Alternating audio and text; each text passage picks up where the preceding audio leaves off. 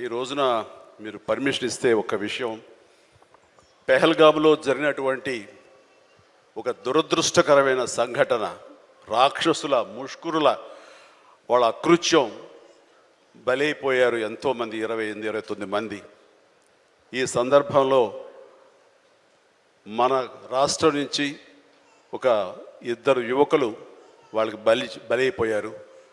And ఇది చాలా దురదృష్టకరమైన సంఘటన. అలాంటి బాడీని ఆయన రిసీవ్ చేసుకుని వారి కుటుంబాన్ని పరామర్శిస్తున్నారు. మరో పక్కన ఇక్కడ తెనాలి అనుకుంటా, ఐ హోప్ పవన్ కళ్యాణ్ కావలి వెళ్ళి పవన్ కళ్యాణ్ వెళ్ళి వాళ్ళని పరామర్శిస్తూ వాళ్ళకి మానసిక స్థైర్యాన్ని, ధైర్యాన్ని ఇవ్వడం కోసం తమ వంతు కృషి చేస్తున్నారు.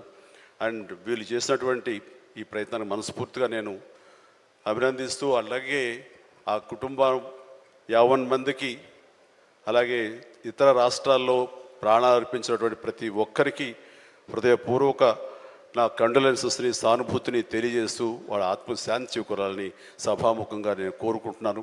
ఇది సందర్భం కాదు తెలియదు, కానీ మనసు కలిచివేస్తుంది. ఇలా మీతో షేర్ చేసుకుంటే కొంచెం ఊరట లభిస్తుందని వారి సమక్షంలో నేను తెలియజేసుకుంటున్నాను.